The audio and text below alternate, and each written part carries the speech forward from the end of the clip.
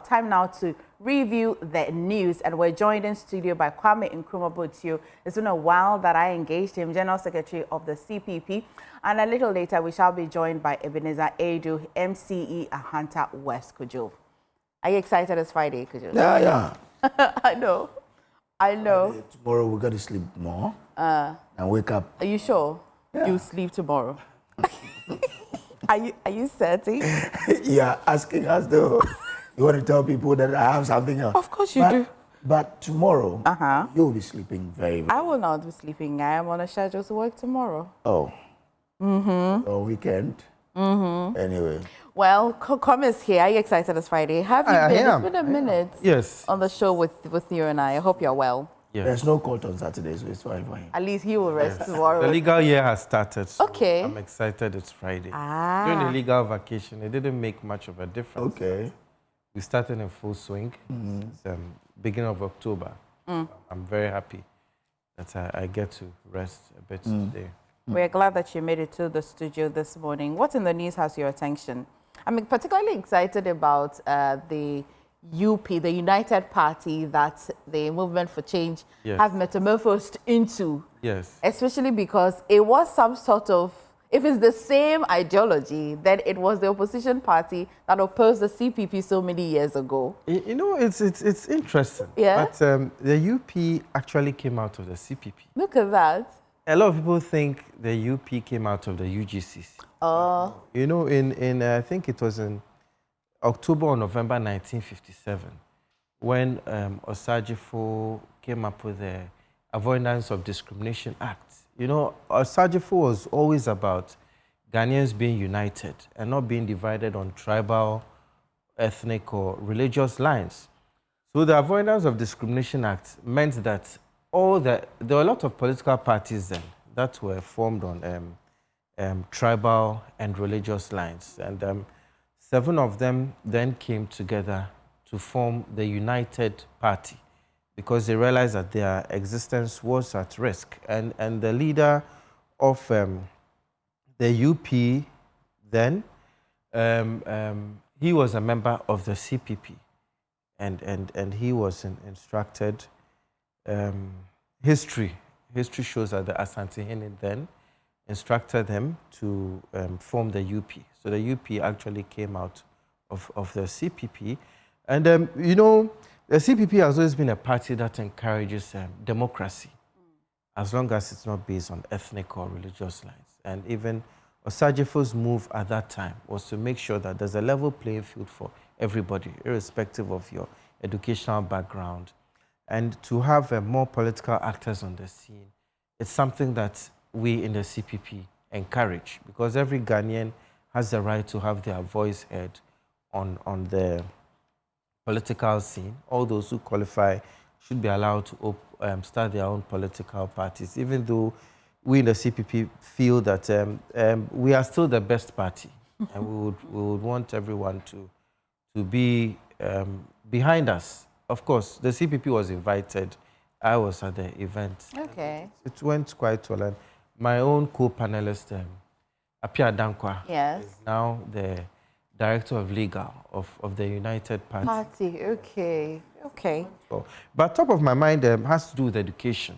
Okay. I heard a statement by the Honorable Minister of Education, which made me very happy, about how they were able to place 25,000 students in the private schools, and how they are going to give them a stipend of, I think it's 240 Ghana cedis, because it ties in with the CPP's emphasis on education.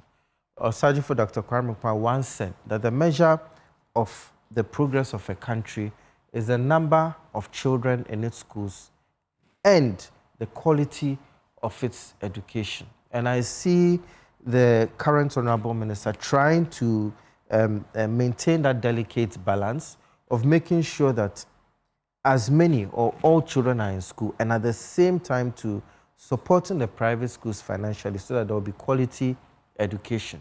Because if you have private secondary schools and they are not regulated, they are not supported financially, then the products they'll be churning out would not be fit for purpose. So it's a very good move that we are happy about. Okay.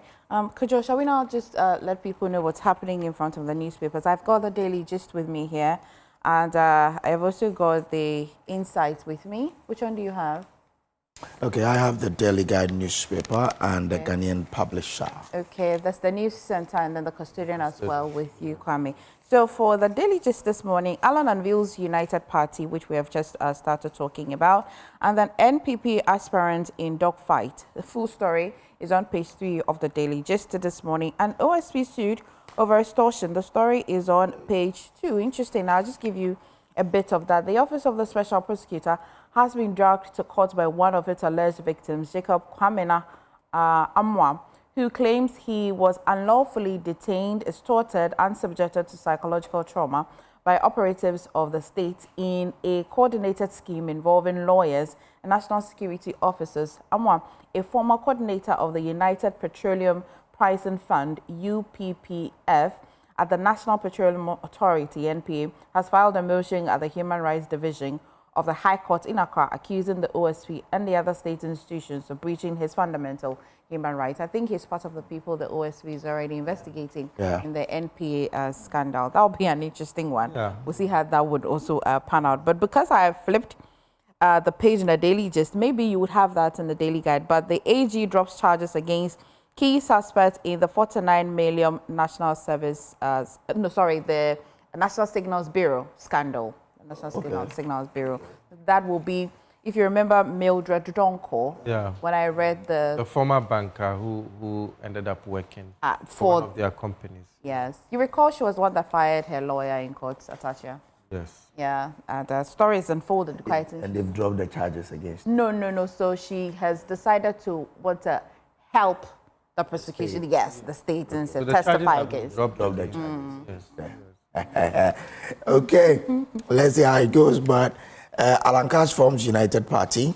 Yesterday I spoke to them about they say they want to break the duopoly of the NDC and MPP. And I was asking that, I mean, is that based on fact, on statistics and history, or just saying? They said, well, they are serious about it, but I mean, MFA, in the 2024 election in which they were not even the third. So how do you break the duopoly realistically? And as Asante said this, you didn't have even up to 5%. You need 50%. How can you break that in 2028 if you have to break the duopoly? They put the timeline of 2020. Why did you, what? No, I was asking them a question. Right. But if you put us at 2028, 2032, can they really break it? 40, 20, 30. The breaking, I'm not sure, Kwame, I don't know how you feel. I was there. You were there, right? You know what I gathered, you know, what Honorable Alan Tremartin said was their intention is to make Ghana a paradise by 2040. So that means that they know the hurdle they need to surmount. That is why they seem to be giving themselves up to 2040. And of course, it is true that they did not perform that well, even though they did better than the CPP. At least in some of the regions, I think it was Upper West, OT, and Volta, if my memory serves me right. CPP came third in those regions. That means CPP had more votes than Movement for Change, and also my brother Bediako's party. Exactly. So that means that there are still various strong actors they have to contend with, including Bediako and the CPP, because those three parties came immediately after NPP. But what may go in the favor of the Movement for Change is that they are now a political party. But they are now a political party, not just a movement with a flag bearer. They can now field parliamentary candidates. And yesterday they introduced their regional chairman. And I think that NPP should be shaken in their boots because a lot of their regional chairmen, including their central regional chairman, is former NPP central regional chairman. Okay. So I think this also answers one of the questions we'll be asking when it comes to political parties: is it the party or the person? You know, no, it's who first? Which one comes first? Okay. It's because you can have a very good candidate, but if you're not well organized, you will not make an impact. I think it's about the party. The party has to be very well organized from the grassroots up in order for you to think about being anywhere. The grassroots are the most important part of the party, and the internal democracy.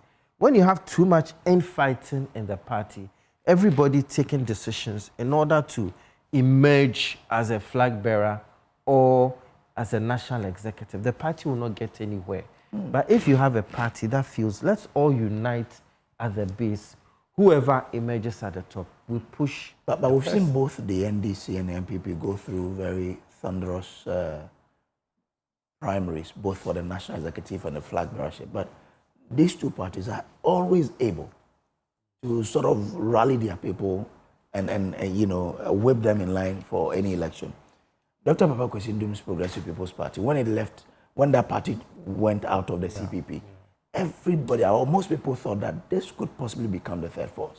That's true. They did in the next election, but subsequently we've all seen what has happened. So really, well, let's say, they say... That's a good point, because PPP is one of those parties. Yeah, it was tipped to bring the duopoly, because that time, Papa Kwesi Ndum was coming out of government and had performed creditably well during his time in government. During his time in the CPP, because in 2008, I was actually part of his campaign team, and we did very well. CPP did very well. Because he was coming out of a government. And it was because of the party. I think he performed well in 2008 because of the vehicle of the CPP. You understand me? The CPP still has a lot of goodwill. So he coming on the vehicle of the PPP, I think people weighed the two. A lot of people feel even the election after the formation of that party, and we are still talking about this story in the Delhi Guide anyway. Right. I mean, when he formed the PPP outside of the CPP, they came third in that election, the subsequent election. I think. Yeah, he came. I think the saving was a lot, because then you were with the ruling party. Yeah. Then CPP. Then you wanted to actually also form the PPP. No, but actually, he was not an MPP member. No, he wasn't. But you were with the government. You were appointed. You remember Kufuor during his time? Positive, inclusive. Exactly. So he appointed one PNC member. Yes. Zalhaji something sports, youth and sports on. So there was a scandal. Then he appointed Dr. Indum from the CPP. Yes. I think from the same alliance. You remember the big alliance in 1996? Yes. So from that alliance, which they even failed people in Commander and failed in Elembele as well. Yes. So he was drafted into it, as well as even Blake. And he even brought on board some independents, Alhaji Boniface Sadiq, who is now the interim chairman of the United Party. Yeah, exactly. So from there, he was part of the executives. And then in 2008, he became the flag bearer of the CPP. Then after that election, he decided, no, I'll form the Progressive People's Party. I think there was an issue between he and either Sammy and Nkrumah or so that led to the formation. And people thought that, well, PPP could become the third force. They showed some signals, but eventually we've all seen it. I did not see how Papa Kwesi Ndum was going to recruit people, though he was appointed when he wasn't a member of the NPP. I did not see how members of people were going to come along with him to go to the CPP and even transition to PPP. Why? Because when you work for a particular government, despite you not being a member of that party, the credit inconspicuously goes to that party. We do not remember you for, oh, well, he was a CPP member, but he did well when he was appointed under the NPP regime. So the transitioning, you leave a lot behind. Oh, but during his time there, people credited him for public sector. You remember the public sector reforms? It will be him. It will be him. People credited him. It will be him, but it definitely will be in the books of the NPP. Pull some people from the CPP. I remember in Ahanta West, where our the next guest, engineer, Ebenezer Aidoo is coming from. The CPP parliamentary candidate for the 2008 election, Dr. David Oscar Yawson, he surprised a lot of people by the number of votes he got. Then in 2012, when Indum left the CPP to form PPP, he pulled him along. Just as other parliamentary candidates of the CPP in the Western region.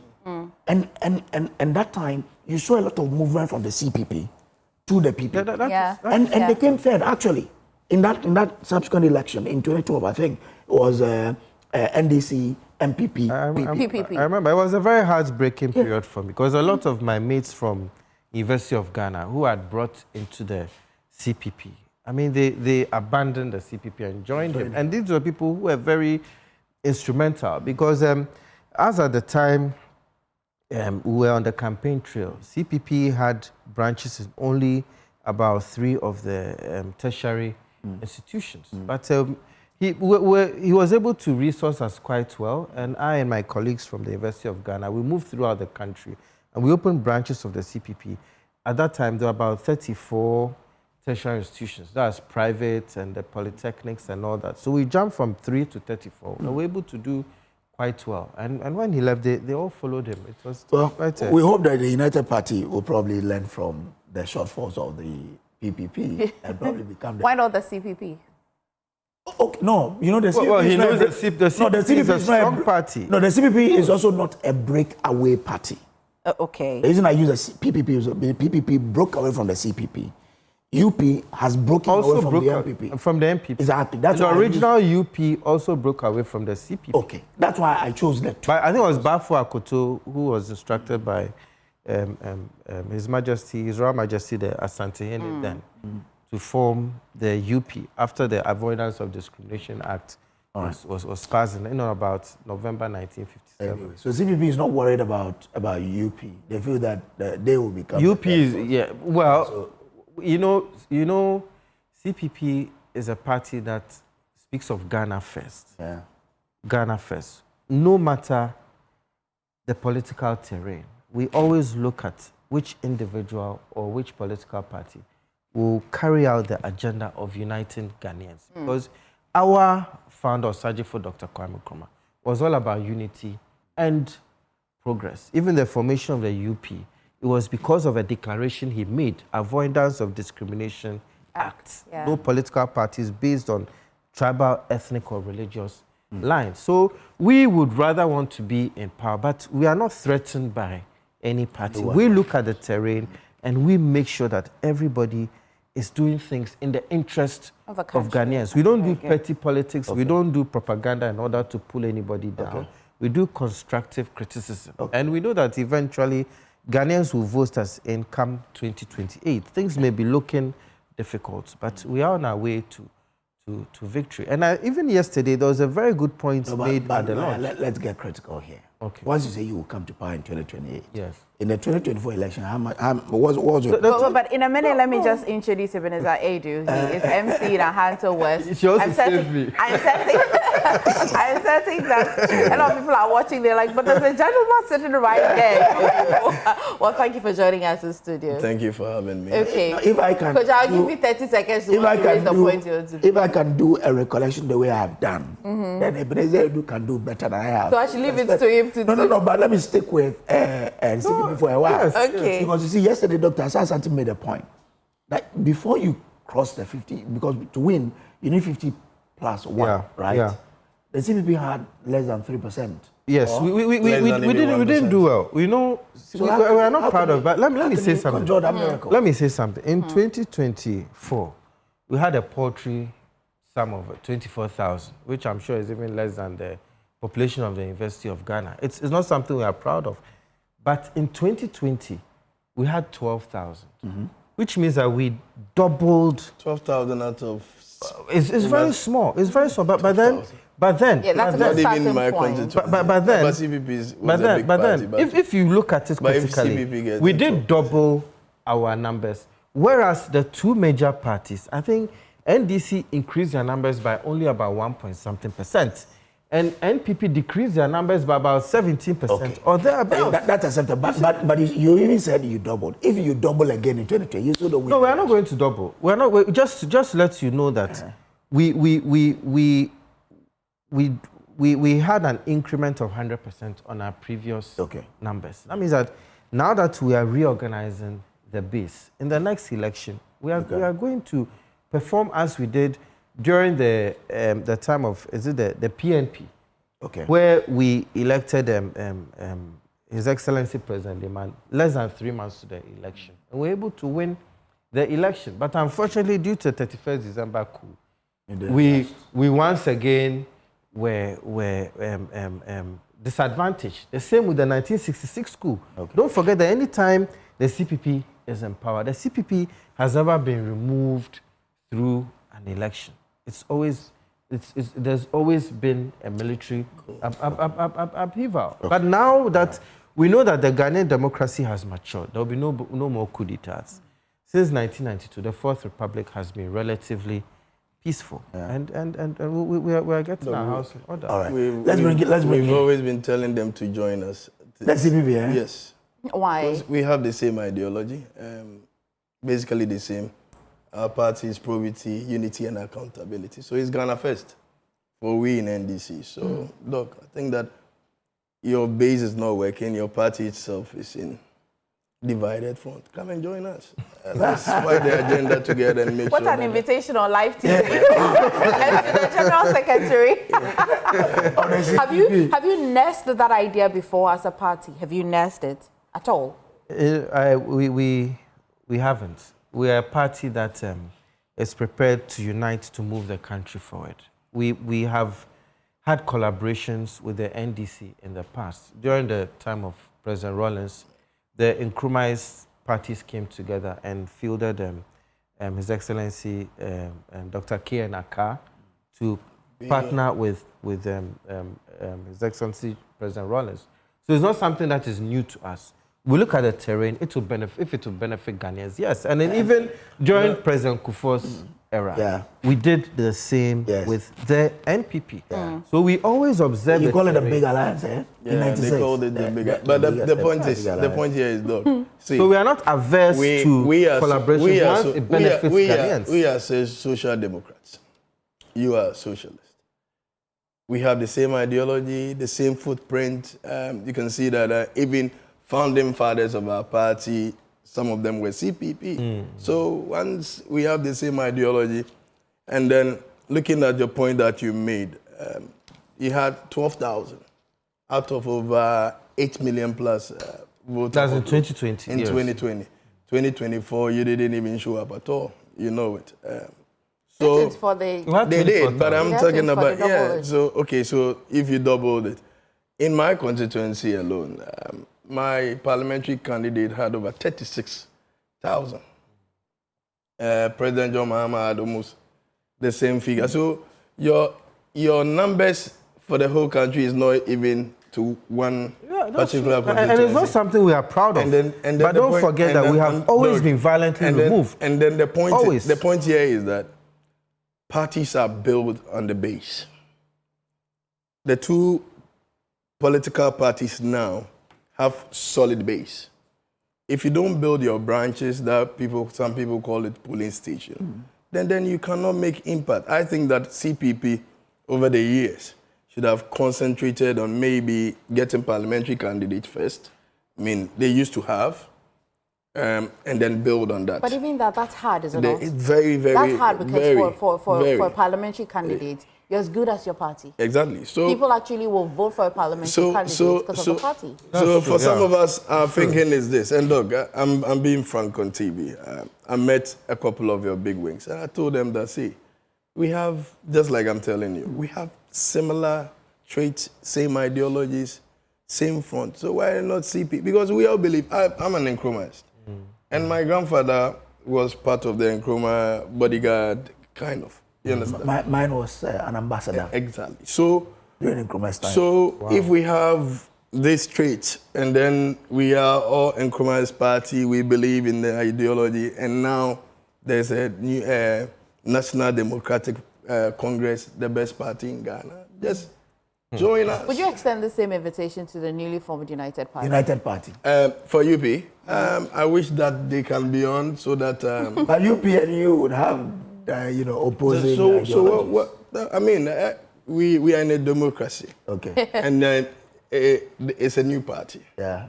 But they are saying that their root is from the same UP tradition, that's the MPP. Yeah. And then they can be there and do their own thing so that we can join forces and rule this country for better things to happen. But do you think the UP will survive? It depends. Okay. Parties have come and gone. You're speaking about PPP, the NLP, Yeah. And then the National Reform Party. Yeah. So it depends. But Reform was good start. NDC. Yes. Right? But one thing about forming your own party that people sometimes in our context, like, parties are built on the base. The NDC is strong today because we have a solid base, we have a solid polling station, we have solid executives. And then if you look at the way we even won the campaign, the election in 2024, you could see, I, for instance, from Ahanta West, was part of the National Youth Wing. So we were touring for the first time. We had a youth campaign that was led by our Minister George Opariado. And then we toured every constituency. The Women's Wing did the same thing. The National Chairman did the same thing. And then the Fagba himself also was. So that is how we win. And then coupled with that, we had a strategy. So you don't just form a party and you think that, oh, I formed the party and at the end of the day, I will make impact. Indum tried, his personality helped him, but then because it was built on one centered person, PPP was about Indum. And once Indum was down there, the party didn't survive. So it depends that if they want to build a base, and that's what they have to do. If we go by the law, some of these small parties, I don't think will even be in existence because per the law, we need to have offices and all two-thirds of the country. How many of these political parties even have? I wish them well. We want to rule Ghana and make sure that people are happy, and then we build a very solid nation. And I think that for us, our concentration is building our party, because once we build a party, we build the nation as well, because it's the party that rules. So for us, that's what. We wish them well. So, and he's 100% right about having a strong base. And the two big parties, they learned that model from the CPP. Because the CPP, we even had the Veranda Boys and Girls, the Youth Brigade. The CPP was rock solid on the ground. But as I said, with all these coups and the CPP being banned all the way from 1966 to 1998, we've had a lot of unfairness thrust at the party. But another story from the delegate that is worth of mentioning is GoldBod. Exports peak to $8 billion. Oh, that's a lot of money. It says the Ghana small-scale gold export sector has generated over $8 billion this year, a significant increase in revenue generated by the sector in previous years. This impressive performance is fueled by various reforms in Ghana's gold sector, which, with the introduction of the GoldBod playing a key role. When it talks about GoldBod's impact, which it says GoldBod, which was established in 2025 to regulate and streamline small-scale gold export, has been credited with restoring confidence in the sector. The board, working with PMMC, has introduced strict compliance measures and to ensure that all gold exported passes through official channels, and that's why we are tracking to this $8 billion. Yeah, lawyer. This is obviously, let me start with MC. This obviously is good news. Because your government came in to say that we think gold can be a way to build this economy. $8 billion is not easy. I'm excited for Sammy. When he was appointed, people thought that he was young and what can he do? And look at the magic he's performing for the whole country. If we didn't form the GoldBod, then it means that these $8 billion would have been in individual hands. I'm a mine engineer. I understand the concept of the gold trade, and I understand how multinationals even make a lot of money from us. And for GoldBod to come in, put in measures within a space of 9 months, I would not even say 9 months, because look at the time that he was appointed. They have to be reformed. They have to be laws, pass laws to make sure that we have the GoldBod. And for $8 billion, no wonder. Do you know the exchange rate today? It's about 10 point something, isn't it? Oh, is it? wow. I think it's 11, huh? Yeah, check. Was that about 10.9 or roughly, let's say, even if it's 11, look at where we are, where we were. Yeah, you're right. 10.68. 10.68. Oh, you had it, eh? Yeah, 10.68. Which is so interesting. It means that as a government, we are doing something good. And then I will encourage Sammy and his team to keep up the good work and make sure that no foreigner takes our gold out to sell. In those days, you have Indians, Lebanese, Chinese, and the sad thing is that they take this gold in the raw form, package them, and then just ship them out. And then for us to have a GoldBod to make sure that we regularize that space to make such an amount of money to support our economy. I think that Sammy and his team are doing something good, and then they need to be encouraged to do more. But how should that also reflect on the small-scale mining sector itself? Because a lot of people ask questions about all of these gold coming from the legal small-scale mining sector. How do we really go about it? So once again, I think that based on where I am as the municipal chief executive and then my profession as a mining engineer, often than not, people talk about galamsey. The law says that as a Ghanaian, I can do small-scale mining. Yes. And small-scale mining is legal. Yeah. There are a number of them there who are doing proper small-scale mining. A number of them. I don't rule the fact that there are others who are also doing an illegal mining that we all call galamsey. That is why now we've come up with a cooperative mining idea, making sure that we regularize the space for people to do responsible mining. And I think that if cooperative mining comes to stay and then the measures are followed, we are even going to get more than this, because at the moment, certain people do things in their own way. With the cooperative mining, we are going to streamline the space. And then the method of recovery is going to be more, because as I'm talking to you now, galamseyers do not even recover 30% of whatever they get from the soil. Okay? They normally recover because of the method that they use. Some of them using lead for agglomeration, some of them use mercury. And then, so with the cooperative mining, we are going to have a mini plant at the various municipals, come up with a proper, I don't want to use chemicalization, proper methodological processes to make sure that you can get a good recovery rate. So once you get good recovery rate, it means that at the point, if you, let's say, you take a gram, or your gram now is going to be 2 or 3 because you are using proper procedures. And I think that that is the area that this government now is focusing its attention to make sure that, apart from making sure that we get good recoveries and then make money, we can also mine sustainably. We use the best mining practices. We reclaim the land to protect the environment and protect, with health and safety, also protect the individual. Because you cannot go, every day when I meet these young small-scale miners in galamseyers, I tell them that apart from you getting the money, you'll be there and then you see that somebody just 24 years. By the time you realize he's gone.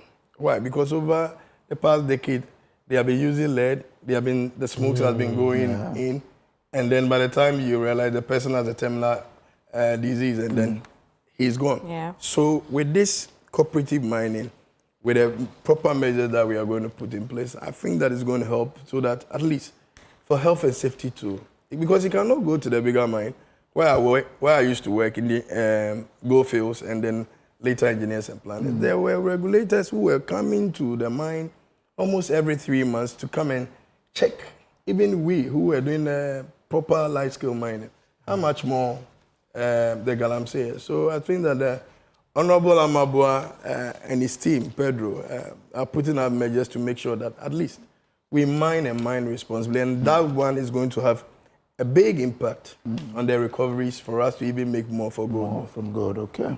All right. Lawyer, so, I mean, we're getting much more. Should a GoldBod be looking at how we can even invest he said it. They're going to buy a lot of these mini plantains to help. Should GoldBod also focus on how we can even establish more Ghanaians to be big players in the small scale sector, so it increases our, the good earnings in the sector? I think the cooperative method they are using is good. So deliberate policies. Yeah. So it's good to help them, regulate them, and then if more Ghanaians want to get into it, I think it's a good idea. But personally, I don't think there should really be a concerted effort in getting more people into mining per se. Gold is only one of the resources we have, and the Convention People's Party, we feel that all our resources are valuable. Osajifo Dr. Kwame Nkrumah famously said that Ghana is not a poor country. We have gold, we have diamond, we have all these things, but it's because of the new colonialist factors which have suppressed us. We seem to have taken control of our gold sector. Let's take control of our agric sector. Let's take control of our oil sector, diamond sector, bauxite sector. We have a lot of other minerals that we can exploit. So those who are already there, have them supported. Those who want to get into it, have them supported. But I don't really think there should be a campaign to get people into it necessarily. People are already in other sectors who need assistance. The Ministry of Agric is doing very well. Honorable Minister and his deputy, John Dumelo, they can throw their tentacles wider, even engage farmers in everywhere, irrespective of political party or whatever it is. Let's strengthen all the sectors. Gold is doing very well. Last week on the show, I think I mentioned that gold's at an all-time high, $4,000. $4,000 plus now. I think it's moved to $4,000. Yeah, it's 4,000, yes. Great. So it's working very well for us. So it means that people will go in, because once the gold price goes up, it means that the more money these miners will get. I think that I agree with you that we should look at other sectors. But if you look at the data, and you see young people now who are into gold mine or mining per se, and what we mine more in Ghana is gold. That is why I commend the minister and then the president for making sure that going forward, we just don't mine anyhow, and that we put in the right policies for these young people to mine. My concern now is, and I shared it with the minister, is that we need to make sure that these are the ways we mine, because they are mining practices. And these Chinese showed us with the Chamfa machine that they call one leg and all those things. I think that going forward, those things should be banned. Once those Chamfans are banned, then the proper mining practices that we want to introduce will work for us. And I think that is something that they are working on it. Because if we don't do that, some people will mine responsibly, and then you still find a few making sure that they use, and these one legs are the ones that they use to distract the environment. The rivers, then the dredging. One leg is a machine. One leg, one leg is a way the way they do it, and if you see the picture of a one leg machine and the way they even set up, because they will have let's see if where your camera is where the one leg machine is, and then they will have a table. A slope table, so they will pump the water from that space on the table, and as they pump, the sand gets on the sluice board, and then it will be washing. And the board has something like a carpet. A carpet that can trap the metals. Thank you. So once that is done, then on that same carpet, they will collect everything, put it in the bowl, and start using the mercury and lead for the agglomeration that are agglomeration So that I are see them holding the bowl doing like this. Yeah. So once they are doing that, these chemicals and everything is transferring back to The water. the water. Yes. And that is the method that we are banding and making sure. So we You want to make sure mentioned that one of the measures that this government is using to at least make sure that we're mining responsibly and sustainably, the responsible cooperative mining skill development. Right. Now, when I engaged Judge Dazi. Judge Dazi, one My of the senior. things he said that they have to set up, they're still in the formative stage. Right. They have to actually set up district offices, Right. set up regional offices. Right. And in that district offices, there'll be a committee that oversees the 5% of the funds that will come in. Another committee will be set up to oversee another 5% of the resources that are coming for land reclamation and all of that. And they looked all very cloudy in my mind, because then it looks to me as though it just might be ending like the previous initiative of the previous governments, which the current government says that it was not done well. What are the measures really this government is putting in place to ensure that, should there be a change in government? Because of course, change is bound to happen. If there's a change, these measures that you're putting in place, the sustainability of it, so that it doesn't end up like the NALEP, then the community mining as well. So these things have gone through their laws already. It has been passed by an act of parliament, isn't it? So at the end of the day, government is continuous. We came to meet certain policies that were there, and then I don't think that we will just say that because we have a manifesto and everything, we are just scrapping them off. That's why the president even said that contractors who were building roads, major roads, even continued. And I had one in my municipality. Jasmore was building from Takrady to Agunan, and then he was given the opportunity to still continue. So once the policy is there and it's working, and it's making, my point here is that we have to make sure that everything that we do now is for sustainability. And we have to be deliberate, and that is what the minister is doing. Because if we don't protect the environment now, looking at the devastation that is happening now, then there wouldn't be Ghana for us again. Because our survival is on the environment. So if we say that because cooperative mining or community mining, they didn't work, and as a result, the reason why the minister is bringing everything to the base is that if the base is right, and I keep on saying that if you build from the base, you have a solid foundation. Mining is done at the various local levels. So somebody cannot sit in Accra and do laws and bring it down there. That is why now the MCs, and then as George said, very soon, it has been launched, but we are in the formative stage. Before the license even get to Accra, it means that every paperwork is done well there. Before the minister can even give you the lease for you to mine. So I think that for where we are going, we only have to be deliberate. We only have to make sure that we practice what is in the books or what is in the laws. And once we do that, successive government will be happy with what the GoldBod is doing, what the cooperative mining is doing. And then and as I said, because it's my profession as a mining engineer, I understand it from a point of view that I have done mining over the past 15 years in the mine. Nothing happened to me. And I'm now in politics. So why is it that these galamseyers, within a space of time, they will just pass on? It is because something is not done right.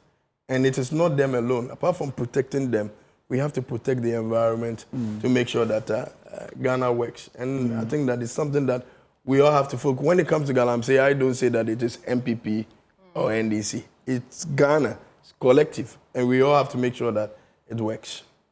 Okay. You're okay? Leave me alone, Okay, so leave me alone. our guys have been able to pull the one leg style for you. I think, Honorable, So this is the board. So that's and the board has this is the board. So the first the machine is so if your producer can do a chamfer machine or a one leg machine, is the one behind it. Okay, so the one. Which one is the one behind? Yes, the chamfer. You see the machine? There's a chamfer machine. The one that has it. I thought the chamfer was like some big. Oh no! It's a small machine. It's a small one. Huh. Yeah. You can keep it in your car. So why did they give it a big name like that, chamfer? Oh, but that's a name. Right. When it's written on in chamfer. It's chamfer because it's a Chinese made. Okay. And my point, the way we are controlling and making sure that these excavators are tracked, and you know that okay, once you export excavator, it is registered. There's a tracker and all those things that we are now currently doing. I thought the chamfers were locally produced. No, so the chamfer machines are brought from China. Okay. In pieces. Oh. This is what they do. And then they will take it to the various shops and then assembled together. So it's not like... that way can it be regulated if it is in pieces? So if we have a regulation that if you are building a chamfer machine in your house, the municipal chief executive can come there and then come and take it off. Just like people bring in unorthodox drugs and then Food and Drug Board are able to go and then take it. Then I can easily go to the various chamfer areas where they manufacture, where they sell, and then collect all of them. And I'm so passionate about that. Or I think that unless you show cost, for example, you know this machine, when we were young, they were used to in grinding corns and cassava. Yes. You know, and some can even be used to produce electricity based on... Exactly. So for example, in his municipality, there are shops that grind the stones that have this. That one is contained in an area. So unless you show cost for what are you using it for? So it's a whole I mean the Galamsey fight is a whole complex thing that we need to really approach it from understand. So that we don't rope in innocent people who are doing genuine. Because for example, when the 2017, when they said let's ban all Galamsey, I also view that, for example, the people in Swahim, the only danger to the nation is when it collapses on them. The pits. The rock mining. The danger to that nation is when it collapses on them. Because that one, even in Agunan Konta, there are shops that when you go there, they grind the stones there. But the water they use is within, let's say, let's say graphic. You have one pot here, and there's a connection. So the guy who's washing the gold is standing here and is washing into this spot. Okay. When it's full, it'll run back here. I see. So it doesn't escape anywhere. Okay. So but even with that, it's still dangerous because health and safety. When they are there are basically two mining practices. You have surface mining practice of surface mining system, and you have the underground mining system. So what the Galamseyers call the rock mining can be a mini underground mining system with proper ventilation, proper mining practices, so that even when they wash down there, it doesn't affect groundwater, and it doesn't affect, because mining is not you bringing the money alone. Your health and safety is also very important. So I mean, it's a whole... And then we are on it. You know, when we went to the Cape 3 Forest, seized the chamfer machines, seized almost about 28 pumping machines. Some of them even said that they were using the pumping machines to pump water for, what's it called, vegetation, agriculture. Oh, okay. Irrigation. Meanwhile, the forest, nobody. Meanwhile, so what we are going to do is that after setting up the proper cooperative mining, we are going to give all those seized pumping machines to farmers, proper farmers, for proper irrigation. That's a good idea. So that it can help our farmers in the municipal for us to even produce. I'm a farmer, so please. Produce more. But yours, I read that you ordered some Galamseyers to cover the area they have mined. Right. From that experience, how do we really expand it such that the areas that they've devastated, we can get all of them covered? So this Galamsey fight is goodwill, I mean, and how determined you are. And as a municipal chief executive for Anta West, everybody knows my stand when it comes to illegal and irresponsible mining. I was going to a community for an engagement, and then just right on the roadside, these guys were using 2 excavators, mining just almost 5 kilometers from one of the streams. So I just stopped, and I told them that I am giving them 3 days. You should cover everything up. And within that space of 3 days, if you go to my Facebook, where it's there, they had covered the whole area. And now what we are planning to do there is to put topsoil on it, and then either plant or use it for football pitch or for proper. And that is what we have to do. Let me ask you a question, though. In your community, what do you observe? Do you observe that it's just young people who have appetites for mining? Do they have alternatives and they just feel that, you know what, mining is probably the shortest cuts to get money? Because when it's that case, then it's difficult to even fight. Yeah. Because then people advance the argument that they don't have jobs. That's why they engaged in illegal mining. But what have you been picking? Is it that they just have the appetite for mining? That's a very good one, because they keep asking, do you know that Ghana rubber estate is going down because of mining? Wow. Because as I'm talking to you now, Ghana rubber estate have laid off over 100 workers. Yeah. But that they blame it on the but anyway. So I'm just tying into what the question she asked. In those days, people would love to go to rubber estate, go to the plantation and be helping in the tapping, helping, and then they will be ending their money. Yeah. When they go to rubber estate, if they are marked, let's say, 1 cedi, now if he goes to the Galamsey site, it's going to be marked times 5. Yeah. So that is the appetite for these young people, that when I go to any Galamsey site, I am going to earn more money. So the alternatives are there. We are coming up with a lot of alternative programs. So national apprenticeship, Ejumara, and all those things. And as I'm talking to you now, when we rolled out some of the projects, people that we thought can come are now saying, if I go to the site, I'll get it. So the alternatives are there, but there's the appetite to earn more. And so I think that if we put this proper cooperative mining or cooperative mining in a proper context and make sure that we follow the laws and do proper mining or responsible mining, there will be a win-win. They will win, and as a country, the country also will win. I have a test here that would probably take us to another discussion that is of interest to all of us in Ghana.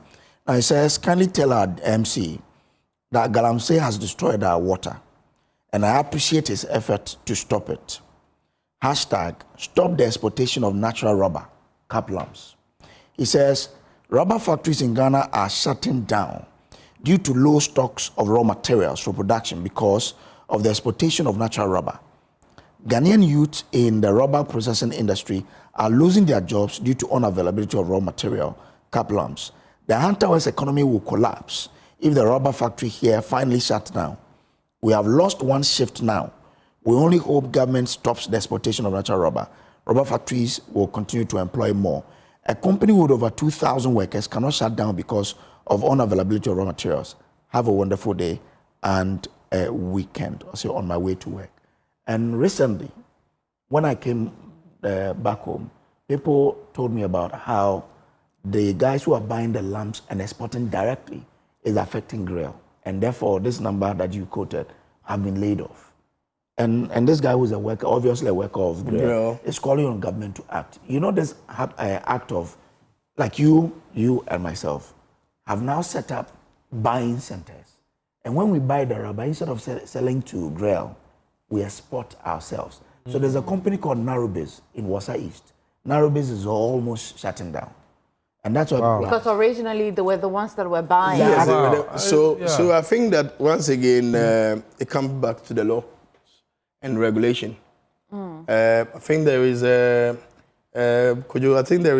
company Association. Yeah. Does actually look at what sum of money you need to buy, and there's a regulator that regulates the space. Yes, the tree crop authority. Yes, the tree crop authority. Yeah. So the last time we had a conversation with Ghana Rubber Estate and then the art growers, because as it stands now, Rubber Estate even gives money to art growers for farmers to grow the rubber.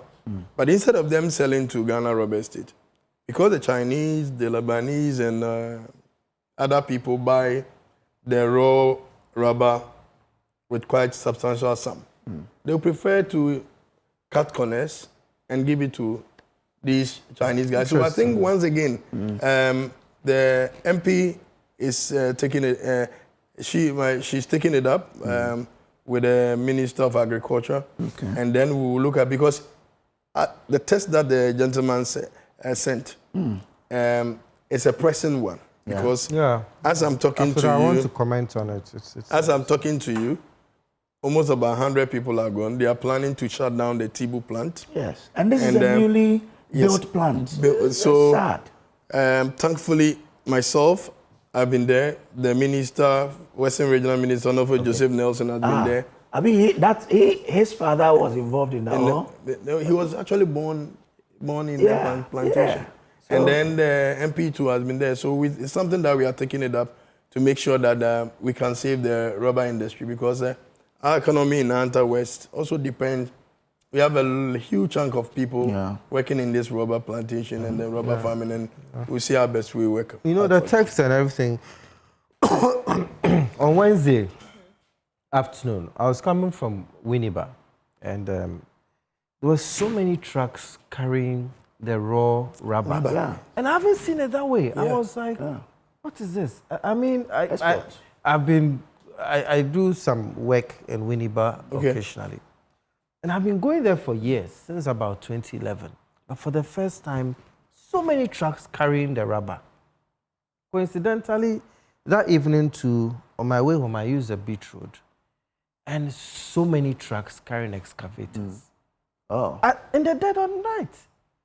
I'm like, what is happening? So I'm glad Honorable brought up the laws and all that. We really need to look. We need to enforce the laws. Because it's like we are talking about a lot of things, putting a lot of things in place, the committees for the cooperatives. But right there, it's happening right in front of. But for the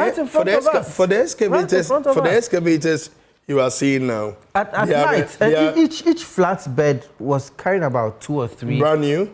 Brand new. So many of them. That would have been regulated. So Wednesday night.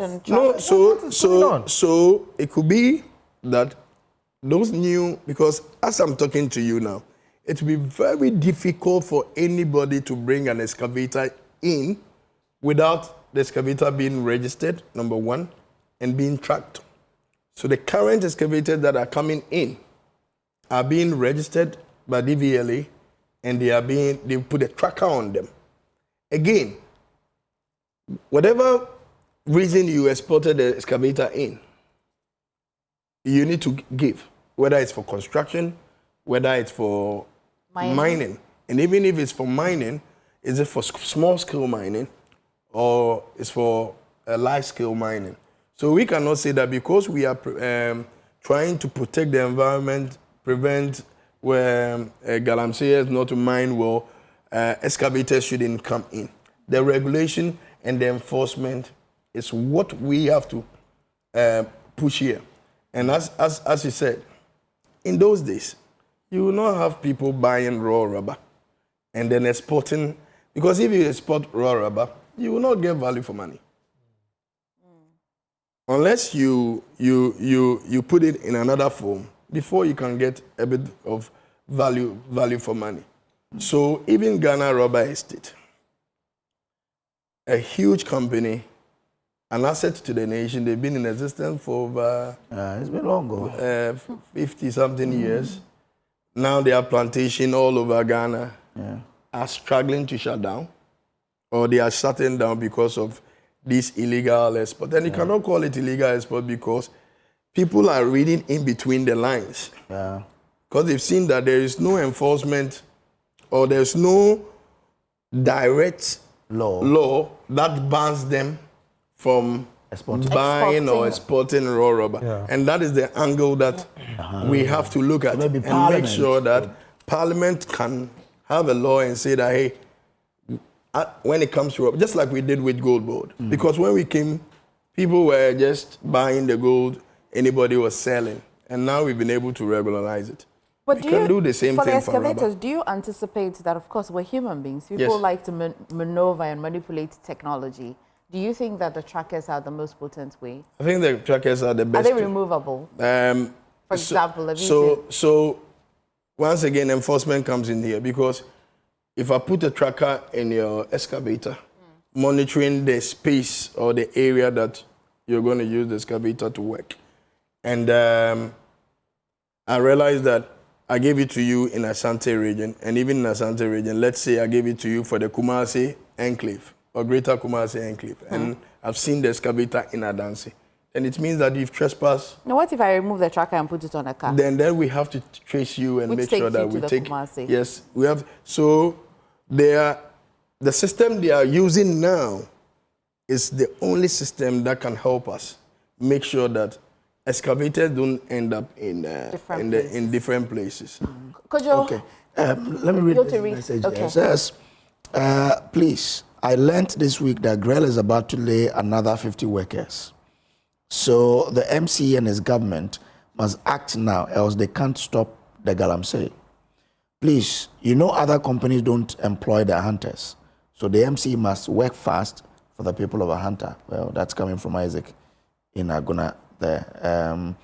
Okay, this one is to his brother, Daniel Agbashi in Mpoho says, good morning to Kofi Aidoo, a hunter West MC. Okay. That's it. So, but I think that the people who are operating these buying spots, they're also creating jobs, one, but not as much as GREL. So what they should be, what should happen is that you sit down with them and say, when you buy, you are an agent for GREL. So you only sell to GREL and Narrowbase, which are the rubber processing factories we have here, because they employ a lot of people. And there's another one that was coming up in the Ejambra enclave. There's another processing, a small processing factory that was coming. And because of, Bakojo, when we had a meeting with GREL, we also told them that they should also look at their pricing. The pricing, yes. People.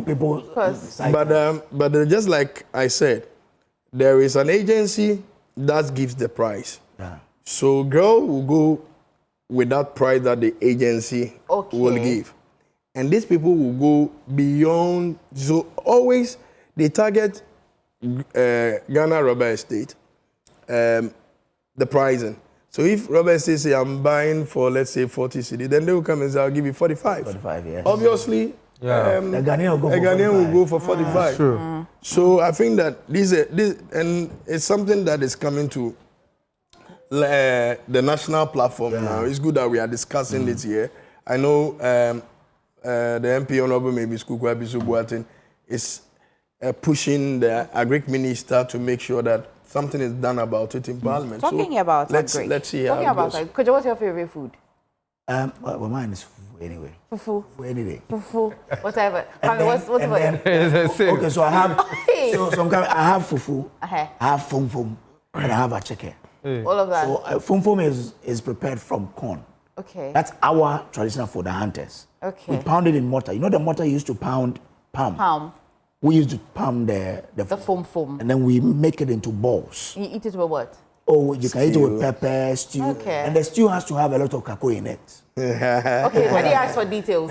What's your favorite? You're giving me. Kwame, what about yours? You also like fufu? Yes. With any soup at all? Fufu with palm nuts. Okay. And Ebenezer, what about you? Foam for me. Foam as well? With Kako stew. Okay, well, yesterday was World Food Day. Oh, wow. Yesterday was World Food Day. Now, it brought to the fore the conversation about the SDG goal 2, to end hunger, zero hunger by 2030. But it will interest you that the Ghana Statistical Service has reviewed that the number of Ghanaians experiencing food insecurity really rose by 7.3% between the fourth quarter of 2024. In Ghana? Yes.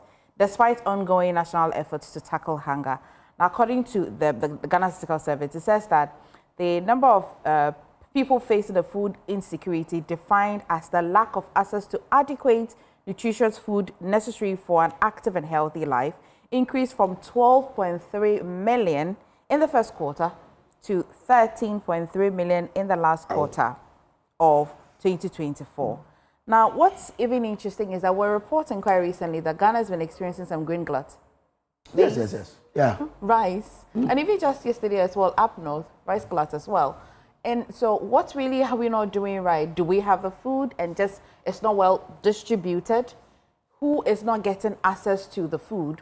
Are we even on our journey to ending this zero hunger? What does it look like for you? I think that we can. But once again, you look at, because let me take my small hunter works, for example. We grow all sorts of food products there. Yeah. So cassava does well very there. Maize, plantain, sometimes palm. Yeah. You can say a bit of onions. Okay. And we have arable lands. Yeah. So I think that we should now be deliberate. Once again, and I keep on saying deliberate because I'm coming from the corporate side. I'm coming from the mine. So my mindset is corporate. Making sure that all the best practices are followed. Invest.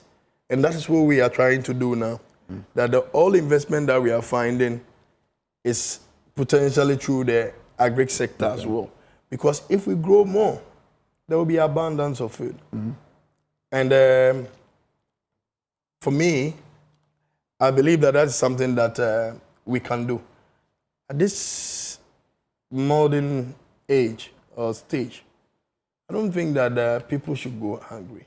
Because sometimes you even cook in your house and then you have leftovers. Yeah. When I cook or when there's food in the house and you're throwing certain portions away, you sometimes think that I have gotten something to eat. What about the ordinary person on the street? So the policies are there. And one thing, since I came to government, or direct government, I've seen that we have the best of laws, the best of beautiful things. Ghana is blessed, the best of brains. What we now need is enforcement, making sure that the right things are done. When you watch the PAC reviews and then you watch the parliamentary committees on local governance reviews, we came to meet the infractions. And I'm happy that the president is even going to meet the Auditor General and making sure that people do the right things at their various offices. Those infractions that monies are going to people's pocket here and there, those monies can be used at certain areas for us to get food for people, isn't it? So yeah. I think that we have to, and the time for us to change this country and make it better is now. And I am part of that. I'm lucky to be part of the younger generation in our party now that has been given opportunity. And my mindset and our focus is to make sure that some of these things, policies, beautiful policies, are followed through for us to get the best for our people. So I think that is something that we can all do together as a country. Okay. Yeah, if I could add, it reminded me of what I heard yesterday by Pope Leo, that he criticized the whole of humanity as a collective, that world hunger is a collective failure of all of us. And I was dry, I said, but what have I done? But I realized that he was right. As Honorable was saying, even your leftovers, when people say leftover, they think what is on your plate, but not necessarily. Yes. Yeah. You can eat and have something in your pot. You have people in your neighborhood who are undernourished. You should reach out to them. That is what you can do on an individual level. On the state level, there could be improvement in the transportation of food to other places. There could be improvement in storage and processing of food, like the silo system we had in the CPP days. So we all have something. I like the way my brother loves the CPP. Yeah. We all have something to do, whether from the bottom up or from the top down. And together we can conquer world hunger. Because you're a farmer, maybe. You know that a little over 3.2 million tons of food is wasted. Either lost, wasted, and they cite the value chain, the supply chain. Yeah. And at what point, is it at the harvest point? Is it at the processing point? It's an area of issues. So, you know, we have a big issue with post-harvest losses. Because in this country, he made mention of the silos that Dr. Kwame Nkrumah built. We neglected all of them, and therefore we are not able to have places to keep these produce that we have. And then again, the roads leading to our farms are terrible. So the farmer will harvest, but the car to come and transport it to the farm is one issue. Oh dear. Now, so before the car will come and transport it, some are gone.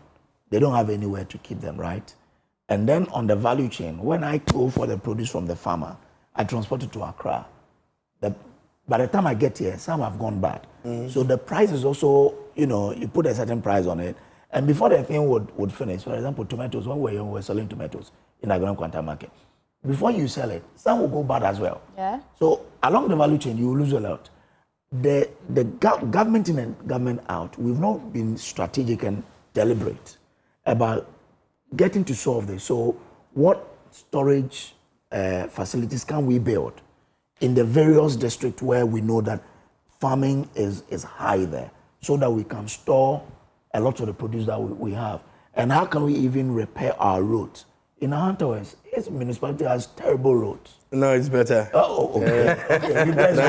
So in 9 months, it's better? Because we are using the drip machines very well. We are doing a lot of grading. So what you do is that you have better roads from the market, the farm areas, to at least the roadside, so that the farmers can have easy access to transport the materials there. So if I meet, let's say, maize in Abuade, for example, brought in from Sese, I can buy it at Abuade and bring it to Agran Quanta or Takrady and sell. But could you think that another area where we have to do is the small mini processing plants for these products? Yes. Okay. It's not necessary that we have to can everything. So we can have a mini processing tomato factory at, let's say, Akumadan. Yes. Put everything in one. Grind your tomato to paste. And then bring it to a factory in Tema for the canning. Yeah. So these are the ideas that. In Burkina Faso, you see, we have beautiful, this idea beautiful, but how to move it from the idea to the ideation to the implementation? I think Burkina Faso has done it very well. You see that most of the tomatoes that they harvest, most of it they themselves are now processing it, canning it, and selling it in the country because itself. They've seen that tomato over time, within some few days, go bad. I think, and they also came up with a mechanism where every citizen in that country pays a little amount. I think if you're purchasing something, they put some percentage, maybe if it's in Ghana, I'll say 1 cedi, where we all know that this amount of money is going into the processing of tomatoes, and then we can it and all of that. All right. So that you can eat your foam. Exactly. Can you tell us your favorite? Now this one says, Kojo, we the farmers will not allow GREL to exploit us by pushing for TCDA, which is a Tree Crop Development Authority, to stop exportation of rubber. It says GREL, Narubis, and other processing companies only form part of the rubber chain, and there are equally other important value chain operators like the farmers and exporters. TCDA is just doing their right job as regulators. Take note that the rubber exportation is legal, and the processors should know this and give the farmers good prices. We mentioned it. It says there is a price mechanism that TCDA is using, which all stakeholders have agreed. This price mechanism sets the minimum price, and buyers must come out with their own price. GREL and other processing companies set very low prices, and other exporters will give better prices to farmers. Farmers think that GREL and other companies pay more than the minimum price, but are not willing to pay. No one should blame the poor farmer for GREL shutdown. Okay, so that's coming from Mike. So Kojo, the thing is this: if TCDA has a price, and you know that just like GoldBod is doing, Now GoldBod has a price. When they give you that price, you cannot go beyond that price. Yeah. Or lower the price. You understand what I'm saying? So TCDA should be able to give one price so that all farmers will follow. So if you are selling it outside, then you sell it outside. If you are giving it to Ghana Rubber Estate, I think Ahanta West, you need a stakeholder engagement. Yeah. But we'll end our conversation today here on the News Review. We're joined by Kwame Nkrumah, his General Secretary, CPP, and Ebenezer Aidoo. He is MC Ahanta West. Thank you so much for joining us on the News Review. But of course, there's more on the show. Please stay.